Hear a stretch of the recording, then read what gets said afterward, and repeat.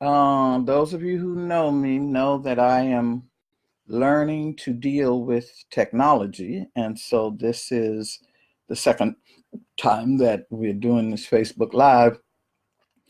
Yesterday, hello, Alafia, everybody.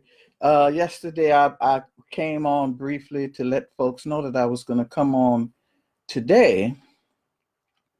And there's several things that's on my mind today. Before it's all over, I'm going to let you all know what I'm up to all year. But in terms of discussing the thing that's really pressing on me, I get up in the morning, wash my face, brush my teeth, take a shower, take my medicine, drink some water, and then I turn on the news, and it is very, very disturbing to me because I start to fear that we are losing our sense of humanity. Okay. And so my plea to you today is not to let that crazy boy in the White House and his crazy boys surrounding him, don't let the conditions that they are creating take your human dignity from you. Because that's what I see happening. More and more, we're being told that there's so many differences between us that we can't recognize each other as human. And I want to counter that. I want to counter that, first of all, by asking those of you who are listening, who are watching right now, to accept this mantra for yourself. I am a good and blessed person, and goodness flows to me, through me, and from me into the world. Okay? It becomes much more and more important to me that you say that on a daily basis. I am a good and blessed person. And see the goodness of the ancestors and the Orishas and the universe filtering down into you so that you can be your best self for however long you can. And that goodness is picked up and personalized by you and then given out into the world. This is important because everything that I'm looking at, everything that I see every day is designed to overwhelm the goodness with threats. Threats of ignorance, threats of arrogance, threats of greed, threats of division, threats of warping history, and a certain kind of meanness is the best word that I can use for it, that we must guard against. Now, I know it can feel overwhelming when the people who make the laws and the people who have the money and the people who have the attention, the position and the power are turning all that energy in a particular direction. But I want you to know that you have energy.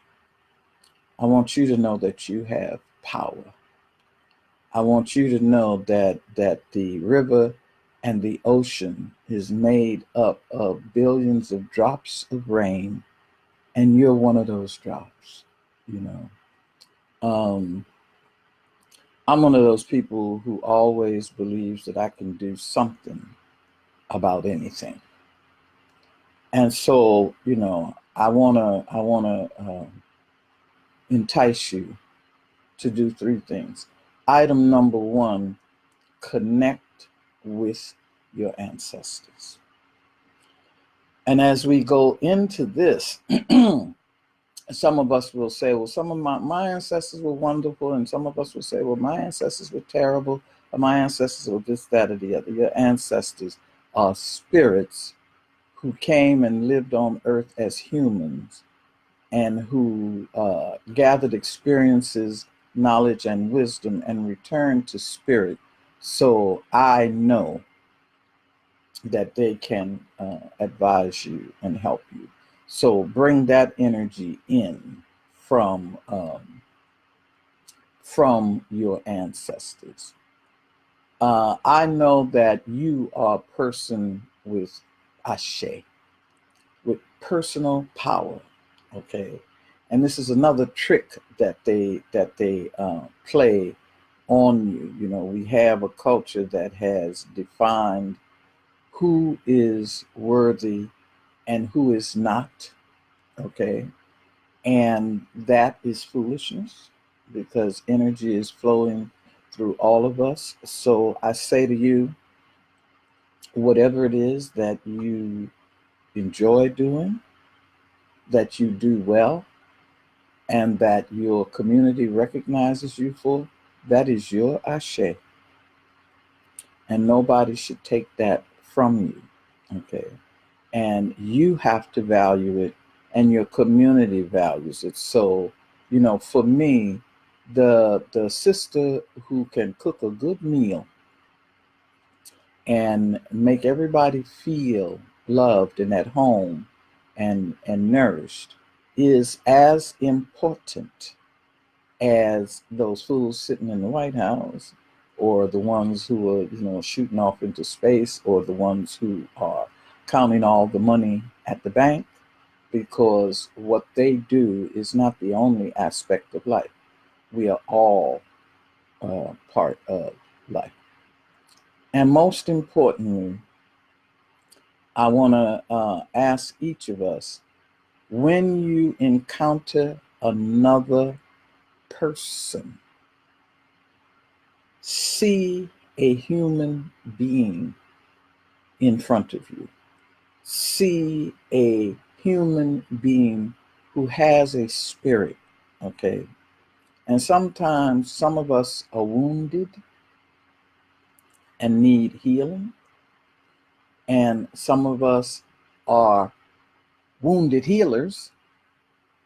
Some of us are healed healers, and we play different roles for each other at different times. But I believe that we are all we need in order to resist this ridiculous, ugly, global, I'm going to call it a curse because that's the way it feels to me.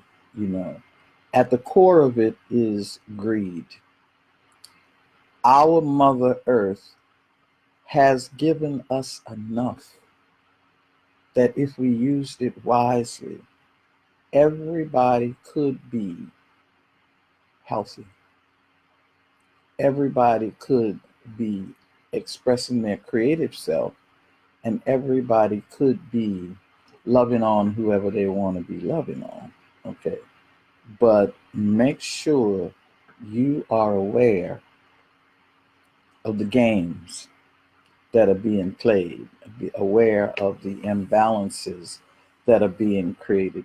I want to say again, I said this last time, I want to say again that I am in the process of obeying a directive from my orishas, which is, Jambalaya, the Natural Woman's Book of Personal Charms and Practical Rituals, has been a text for a lot of people for about 35 years. I get letters from people all the time saying how Jambalaya helped to put them on their spiritual path, okay? And it is that way because I did what Yemaya told me to do. Okay, I'm not crazy. I don't play with Orisha. And so now the instruction that I have from my Baba, from Shango, is that it is now time for me to write a similar book for men. And when I first got that message, I resisted because, I don't have testicles. I don't know what it is to be a man. Wouldn't want to, wouldn't want to go. I take that as a step backwards if I turned into a man tomorrow. That's my feminine vanity there. I assume superiority already. But when that message came, at first I said, I can't, I don't see how I can do it. Right? I don't see how I can do it. And the brother who brought it to me was so insistent that I went and asked my Orishas, and Shango said, yes, this is what I want you to do. And every time that I have said that, there have always been at least 2 men in the room who have said, Yeye, I will help you with this. Okay. And as I watch what is going on more and more, I begin to understand. I begin to understand that I have to write something that helps a man to be a better man. I have to write something to help the men to have better relationships with themselves and with the women in their lives, right? And every time that I get a little trifling or a little slow or a little uncertain about it, then all I have to do is turn on the television, okay? And the news shows me that Black and brown boys are being hunted like elk, okay? The Klan is riding again with a directive from Agent Orange in the White House. Ain't no sense in nobody fooling themselves. We know what's going on. A signal is being sent out that it's all right to hunt like that. I am concerned about our older men. What's happening to them? Why aren't we harvesting the wisdom that they have acquired? Why don't we have a platform for hearing their stories? I have grown very, very tired of the way that our Asian brothers have been stereotyped. Any movie that you watch where there's a catastrophe, you can't get through the movie. One of the things we know is that, the brother's an expendable crew member who's going to get killed after the first 20 minutes. And if there's a catastrophe, you're going to get some shots of the Asian men running with their eyes wide open like that, And that these stereotypes help people to wreak violence against other people because they don't see them as human. They see them as caricatures and as dangers, okay? And I am also very, very concerned.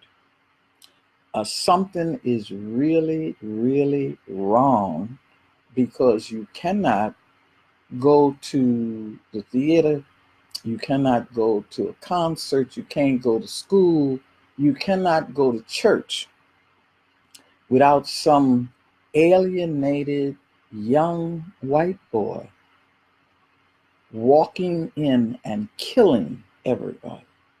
Somebody sane needs to take those boys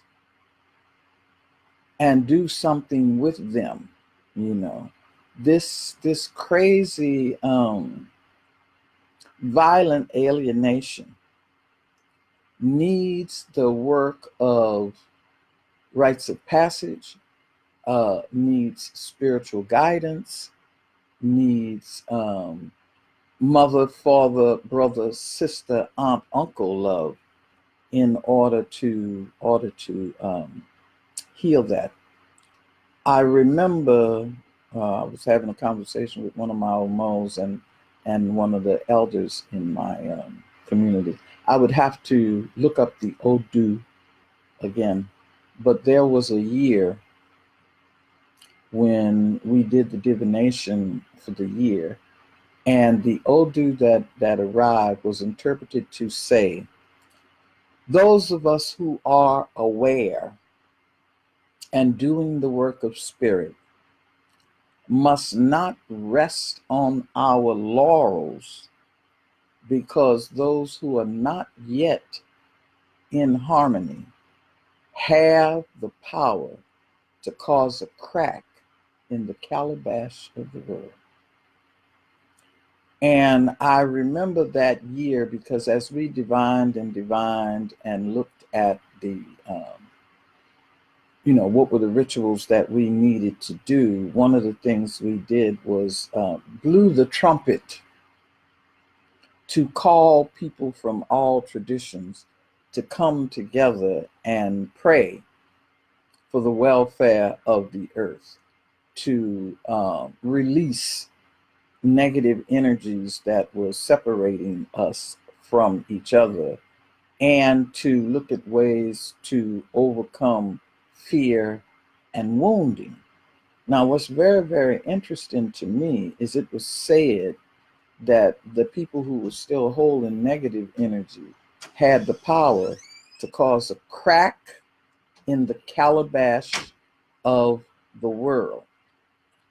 Those of you who have Jambalaya or Carnival of the Spirit, you will find material in there that shows you that the pre-colonial West African point of view was that the universe is a covered calabash. Okay.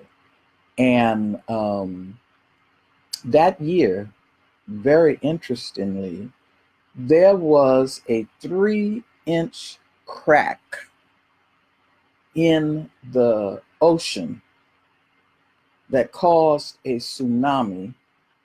And I'm grateful that it didn't hit the shores of California because it happened out in the ocean. Okay. But know that no matter what the deniers want to say, there is a correlation between human behavior, what happens in human culture, and what happens to the planet. Okay. So I'm saying this to say that this is a time when we have to stop these predatory priests who are raping children. We have to, stop folks who are starving other people out. We have to let go of the false borders and boundaries that tell us that some of us are more human than others, some of us are more entitled than others, and keep your eyes open, people. Don't lose track of all the things that are going on. And I'll do my best. I'm not an alarmist. I believe in, when I see a problem, I believe in recommending solutions even before I name the problem.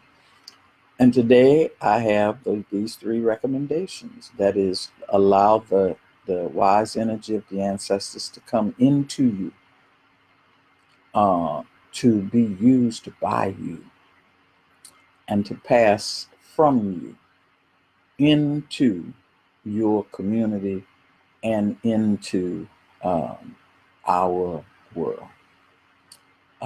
There's a couple of things I want to plug, and then I will address questions if anybody's got any.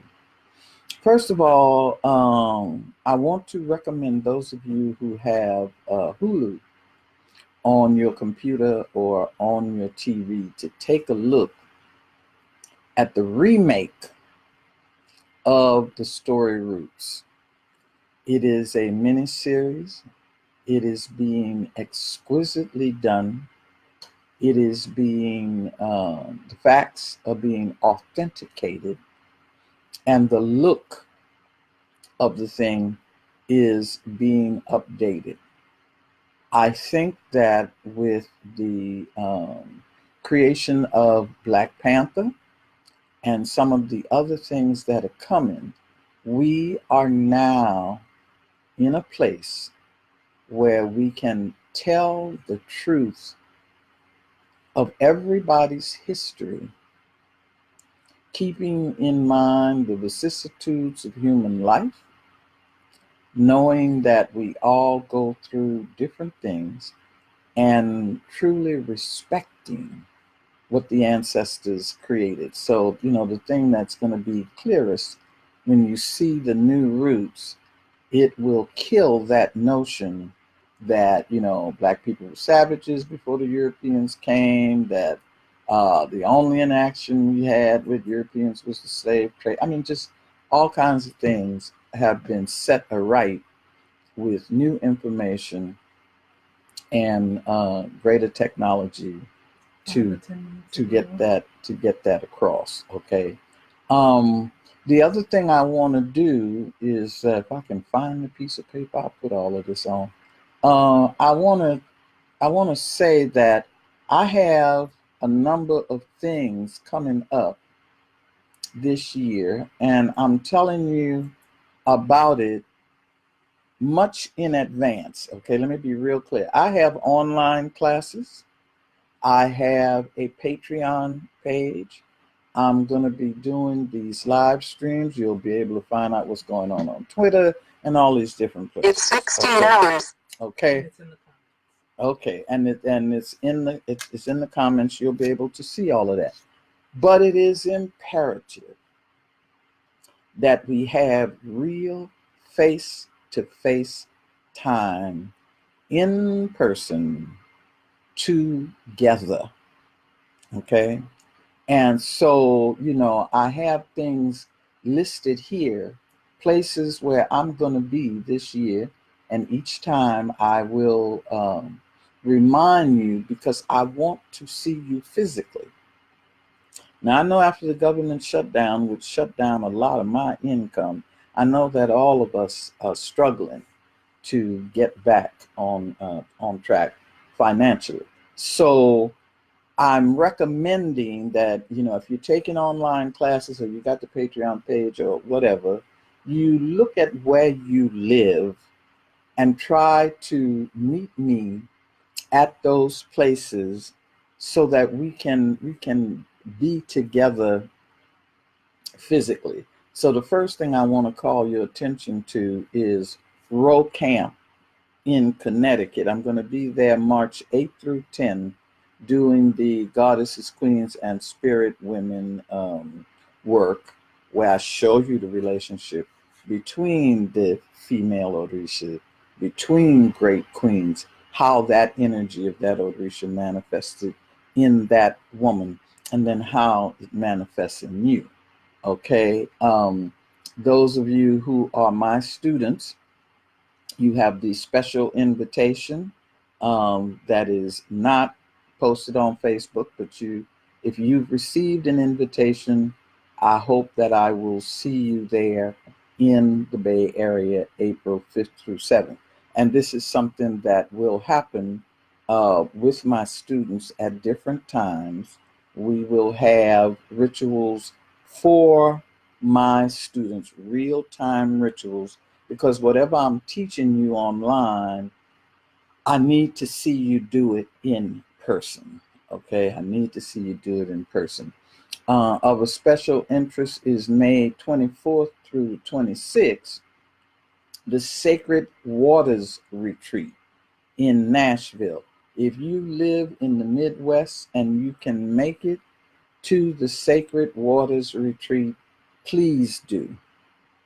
Please do. You won't regret it. It is a beautiful sister time for us to be together. In June, The 6th through the 9th, there is the International Herbal Symposium in Massachusetts. And this is for those of us who are growing herbs and healing with herbs and doing that work, which I'm hoping will increase because we have the Afrobotany course, and we have the conference coming up in Costa Rica, which you will see. In California, in Santa Clara, the July 18 through the 21st, the Institute of Noetic Sciences Conference. I would like to see more people of color show up for the Institute of Noetic Sciences conference in Santa Clara, because we have dispelled the notion that Black people are not interested in science. Hidden Figures, the movie Hidden Figures, helped to dispel that. And there's more information to be shared there, where we look at where the confluence between science and spirituality. In August 8th through the 16th, we have the Afrobotany Conference in Costa Rica. If you want a vacation where you are learning something wonderful and experiencing harmony, save your money now for this trip in August. This is a wonderful, wonderful event. And then in September 26th through October 1st, Walking with Aloha in Hawaii. Leilani and I will be doing this together. She is the kahuna from Daughters of the Goddess, and she and I wrote On Holy Ground, Commitment and Devotion to Sacred Land. And know that when we go to Hawaii, we're not doing that regular tourist thing. We will be with the indigenous elders, okay, learning the medicine and the dance and the history and the true beauty of Hawaii. So you got between now and September to prepare for that. Then in October, there is the Spiritual Herbalism Conference in New York City with Sacred Vibes Apothecary, and the URL is there. I'm going to be presenting there, and I would love to see you. And way in the fall, celebrating the ancestors, October 30th through November 5th in New Orleans. I need to say, a lot of people think I'm in New Orleans right now, but I'm a road runner, baby. Sometimes I'm in Georgia, sometimes I'm in California, sometimes I'm in New Orleans, sometimes I'm in Costa Rica. So, you just have to try to keep up with me. If you want to take classes, hi Mona, how you doing? Good show. If you want to take classes, you can go to my website. And Odelia, how wonderful to see you guys here. There's a lot going on, and this year I am really working to understand what it is that the ancestors and the Orishas want me to do. And a lot of it has to do with helping people to create community. So, okay, so I need to know if anybody here, beside the fact that I'm just amazed to see some of y'all. I ain't seen y'all in a while. I don't know if you were hiding or was it me, but what's happening? If anybody has any questions, I will do my best to answer them if I know. if I know the answer, and if not, maybe I can refer you to somebody. Oh, another good piece of news, good news. Last semester, I recommended Children of Blood and Bones by Tommy Adeyemi, a novel about Orisha. And I found out last night it is being made into a movie. Don't miss it, y'all. Don't miss it. Keep your eyes open for Children of Blood and Bone. And this semester, I am recommending She Would Be King by Wayetu Moore. Hello, hello, hello. Let me see. I see Mona. Mona, how's things going with your novel? I know last time, I haven't talked to you in a while, but you were working on a play and a novel. How's it going? Wow, look at all these folks. Well, you know, y'all have to. I see Micheon. Hi, I see Nana. I see Odelia. Hello, Lilith. Here's something y'all need to know. My glasses have been damaged and my eyes are weird. So if you see me squinting, hello, Jade. trying to see your name, Paloma, Joan, Joseph, hello, Candace, Lisa Jade. Wow. Thank you for coming. Say the name. Okay, I want to thank all of y'all. Leslie, Leah, Callisto, thank you for being here. And wow. Oh, Micheon, long time no see. Thank you, thank you. Thank you, Laurel. Wow, Amanda. Okay, people. Does anybody have any questions or anything they want to ask me? Or anything you want to comment on? Say hello, Brandy. Brandy. Say hello, Brandy. Hi, Brandy. How you doing? Hello, hello, hello. Hello. Lilith. Okay, you can wrap it. All right. Okay, so if nobody has any questions, then I will see y'all probably, next week, maybe. Mm-hmm. Or earlier. Stay tuned. Bye-bye. This is a trip. You still want to know about things?